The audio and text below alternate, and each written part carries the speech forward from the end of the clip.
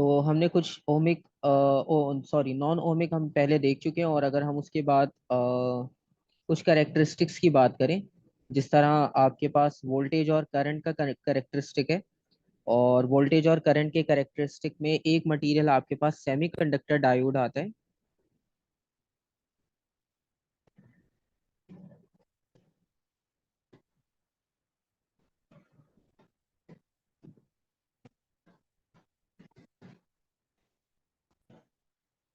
तो अगर हम सेमीकंडक्टर डायोड की बात करें, तो बेसिकली सेमीकंडक्टर डायोड भी एक नॉन ओहमिक है, क्योंकि वो भी आपके पास डायरेक्टली प्रोपोर्शनल नहीं होता।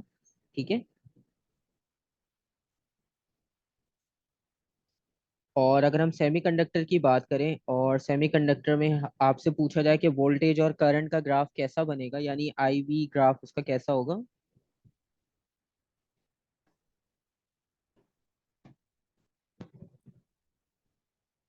तो अगर हम आईवी ग्राफ की बात करें सेमीकंडक्टर के लिए, तो वो आपके पास बिल्कुल कर्व ही बनेगा। ठीक है, जिस तरह से भी हम बाकी बनाते आए हैं। लेकिन उसमें आपको पता है कि एक उसमें रिवर्स बाइसिंग का कॉन्सेप्ट था, एक फॉरवर्ड बाइसिंग का। वो सब इंक्लूड नहीं है हमारे पास। सिर्फ हमने ग्राफिकल रिप्रेजेंटेशन देखनी है। और अगर हमने ग्राफिकल रिप्रेजेंटेशन देखनी है, उससे हमें क्लियर हो जाएगा कि ग्राफ आपके पास किस तरह से बिहेव कर रहा है। तो लेट सपोज अगर आप उसकी ग्राफिकल रिप्रेजेंटेशन बनाते हो,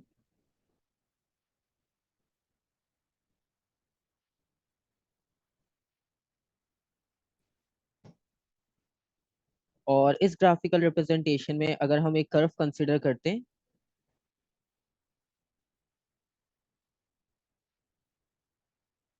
तो इसमें आपको एक चीज क्लियर हो रही है कि वेरिएशन सिर्फ एक साइड पर आ रही है, लेफ्ट साइड पे कोई चेंज ही नहीं है। ठीक है, लेफ्ट साइड पे आपके पास वोल्टेज में शो नहीं हो रहा। जितना भी चेंज शो हो रहा है वो राइट साइड पे हो रहा है। और इसमें आपके पास जो एक्स एक्सिस है वो पोटेंशियल डिफरेंस को रिप्रेजेंट कर रहा है, और वाई एक्सिस जो है वो इलेक्ट्रिक करंट को रिप्रेजेंट कर रहा है। और कर्व आपको ये शो कर रहा है कि सिर्फ फॉरवर्ड साइड पे चेंज आ रहा है, बैकवर्ड साइड पे चेंज नहीं आ रहा। इसका मतलब ये है कि जो हम डायोड यूज कर रहे हैं वो आपके पास फॉरवर्ड बाइस होगा। ठीक है। और डायोड के लिए सिंबल भी हम जो बनाते हैं, वो सिंबल आपके पास किस तरह से था।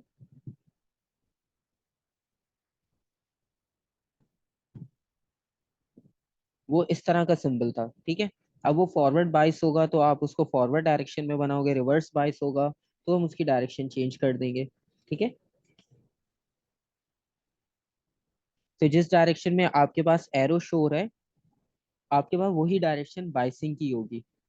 मतलब करंट उसी डायरेक्शन में आपके पास चेंज हो रहा होगा, उसी डायरेक्शन में फ्लो हो रहा होगा। तो अगर हम इसके लिए कुछ पॉइंट्स लिखना चाहें तो हम ऐसे लिख सकते हैं।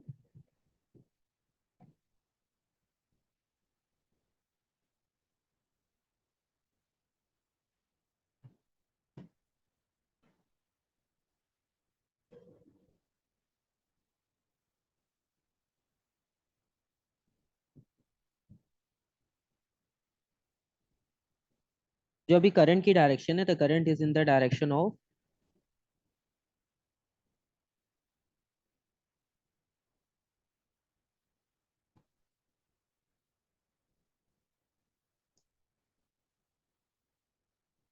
Arrow head symbol.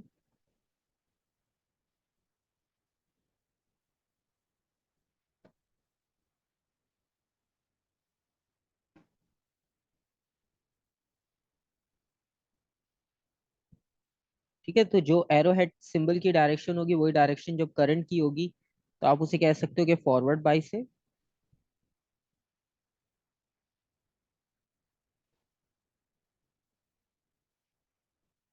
और जब करंट की डायरेक्शन आपके पास मतलब आप इस एरो की डायरेक्शन को चेंज कर लो।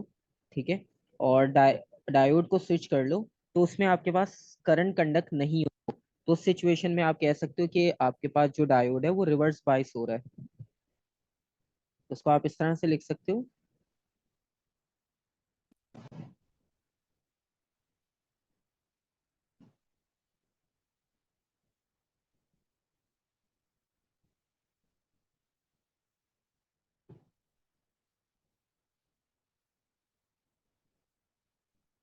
When the diode is switched around, it does not.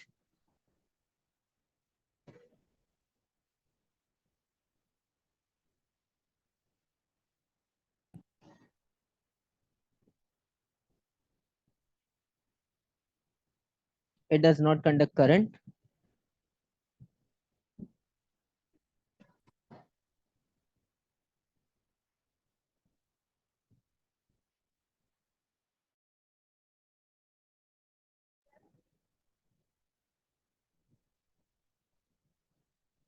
तो वो आपके पास रिवर्स बाइस हो जाएगा। ठीक है, तो ये हमारे पास डायोड का कॉन्सेप्ट हो गया।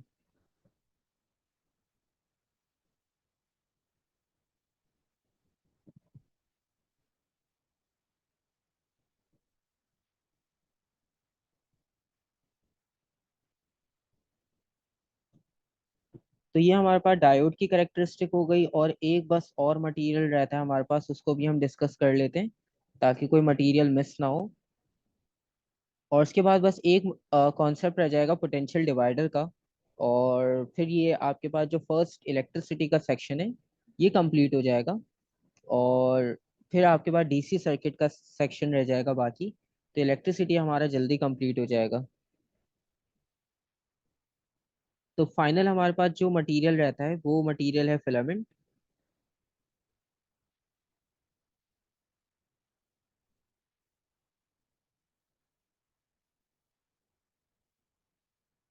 अच्छा, फिलामेंट लैंप भी आपने पहले से किया हुआ है, इसमें भी अगर आईवी कैरेक्टरिस्टिक डिस्कस किया जाए तो इसका आईवी कैरेक्टरिस्टिक भी हम देख लेते हैं किस तरह से बनेगा।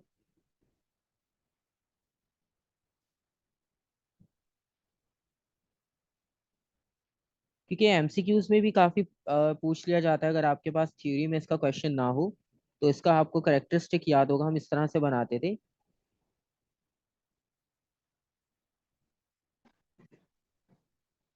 तो इसमें वेरिएशन आपको दोनों साइड्स मिल जाती हैं। ठीक है, ये आपके पास डायोड की तरह नहीं है कि जिस साइड पर हेड होगा उसी डायरेक्शन में करंट की बात करेंगे।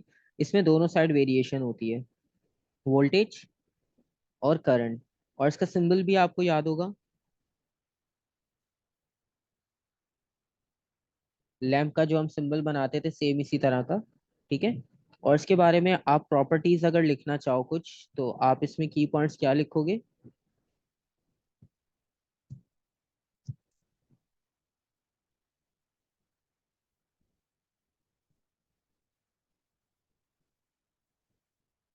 अगर करंट इंक्रीज कर रहा है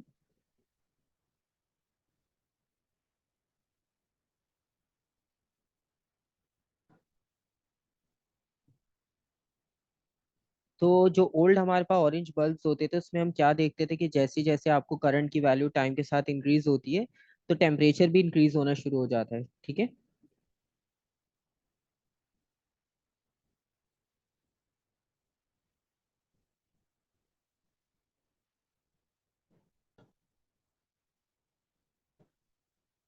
तो ये आपके पास बेसिकली थर्मिस्टर के ऑपोजिट काम कर रहा है। ठीक है, और उसमें आपके पास जो है वो डिक्रीज हो रहा था, इसमें इंक्रीज कर रहा है बेसिकली। और फिलामेंट एक मटेरियल होता है बेसिकली मेटल, जिसका बहुत हाई मेल्टिंग पॉइंट होता है। तो जब उसमें से इलेक्ट्रिक करंट पास होता है, उसका टेम्परेचर इंक्रीज होता है तो वो ग्लो करना शुरू करता है, और उस ग्लो को हम एज अ लाइट के तौर पे यूज करते थे। ठीक है, लेकिन उससे क्या होता था कि बहुत ज़्यादा कंजम्पशन होती थी एनर्जी की, और एफिशिएंसी भी बहुत लो मिलती थी, क्योंकि आपको इतनी ज़्यादा हीट एनर्जी वहाँ पे मिल रही है जो हमारे यूज़ में नहीं है।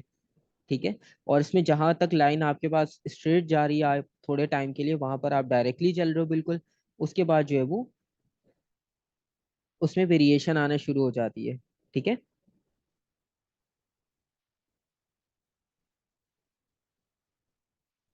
तो यहाँ तक कोई कंफ्यूजन? नहीं सर। तो फिलामेंट का कॉन्सेप्ट हो गया हमारे पास, हमने रेजिस्टेंस के फैक्टर्स डिस्कस किए कि रेजिस्टेंस के फैक्टर्स वही ओल्ड थे, वैसे उसमें नया तो कुछ भी नहीं था, सिर्फ रेजिस्टिविटी को हमने थोड़ा सा एक्सप्लेन किया वहां पर। और एलडीआर को हमने डिटेल डिस्कस कर लिया, थर्मिस्टर को डिटेल डिस्कस कर लिया, फिलामेंट को एक बार और चेक कर लिया कि फिलामेंट बेसिकली किस तरह से रिएक्ट करता है, और एक हमारे पास सेमीकंडक्टर डायोड का कॉन्सेप्ट था। ठीक है, तो यहाँ तक कोई कंफ्यूजन? नहीं सर। ठीक है, अच्छा, अब हमारे पास जो बेसिकली डीसी सर्किट्स का कॉन्सेप्ट होगा, उस डीसी सर्किट के कॉन्सेप्ट्स में हम यही करेंगे, जितने हमने एलिमेंट्स डिस्कस किए हैं डिफरेंट, इनकी जो जो प्रॉपर्टीज थी, इन सबको हम जो है वो लिंक करेंगे सर्किट में। ठीक है। और उनको लिंक करके देखेंगे कि आपके पास सर्किट्स में चेंज किस तरह से आता है। और फाइनली इसमें बस एक फैक्टर रह जाएगा आपके पास, और वो फैक्टर है आपके पास पावर का फैक्टर, इलेक्ट्रिकल पावर का जो फॉर्मूला था।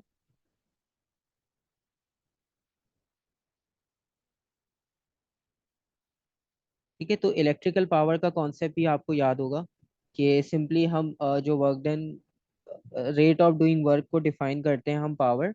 तो सेम उसी तरह से आपके पास यहाँ पर भी जितना वर्क डन आप करते हो,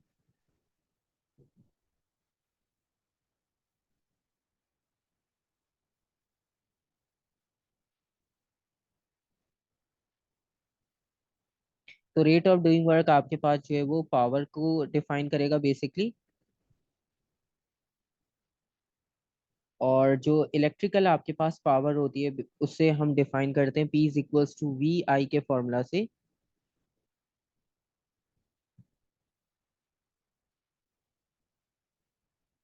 ठीक है, अब इसमें आप देखो, इस पावर के फॉर्मूला में कहीं भी रेजिस्टेंस नहीं है। ठीक है।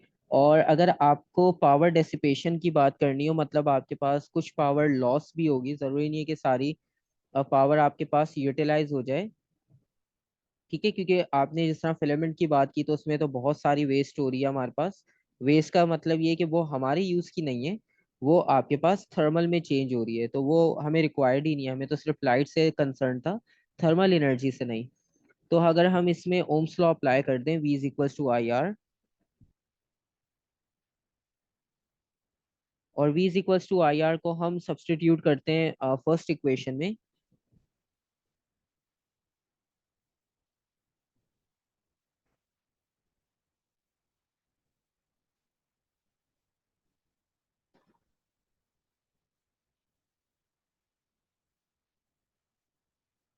तो P is equals to I square R, आपके पास ये एक फॉर्मूला बन जाएगा। ठीक है।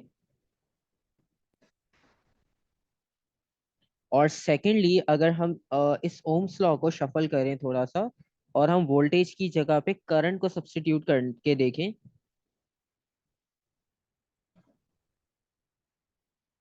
मतलब I is equals to V over R करके देखें हम, तो उसके अकॉर्डिंगली आपका जो फॉर्मूला होगा वो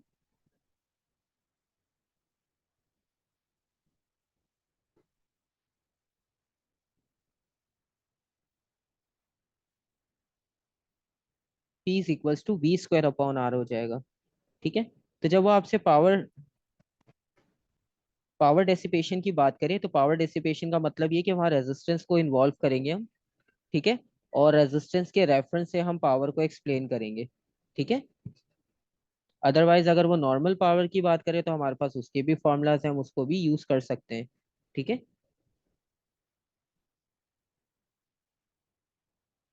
यहाँ तक क्लियर हो गया, कोई कंफ्यूजन? नहीं सर। तो ये सारी बेसिक चीजें थी हमारे पास इस चैप्टर की, जो हमें पता होनी चाहिए इलेक्ट्रिसिटी के सेक्शन में। इसके बाद हमने करना ये है कि जब डीसी सर्किट स्टार्ट करेंगे तो उससे पहले हम इलेक्ट्रिसिटी के कुछ बेसिक क्वेश्चंस देखेंगे। ठीक है। और फिर हम जो है वो अपना डीसी सर्किट स्टार्ट करेंगे, क्योंकि डीसी सर्किट में इन्हीं सबको कंबाइन करना है। और जिस तरह से आपको बताया था कि ईएमएफ हमने डिस्कस किया था, तो इस बार हम इंटरनल रेजिस्टेंस का भी फॉर्मूला यूज करेंगे, इंटरनल रेजिस्टेंस को भी एक्सप्लेन करेंगे कि वो क्या होती है, क्योंकि जब बैटरी हम यूज करते हैं तो बैटरी की अपनी रेजिस्टेंस भी होती है। ठीक है। तो उस ठीक कॉन्सेप्ट को है। भी देखेंगे, उसका फॉर्मूला भी इस बार आएगा हमारे पास, वो सब भी हमने यूज करना है। और फिर हम जो है वो इस चैप्टर को कंप्लीट करके, और ये जल्दी कंप्लीट हो जाएगा, और इसके क्वेश्चंस आपको वेव से इजी लगेंगे थोड़े से, क्योंकि इसमें काफी सारा कंटेंट आपके पास वही ओल्ड ने पढ़ा था, बस उन्हें एक बार थोड़ा सा मॉडिफाई कर लिया, और कुछ कॉन्सेप्ट्स आपने उसमें नहीं भी डिस्कस कर लिए। ठीक है।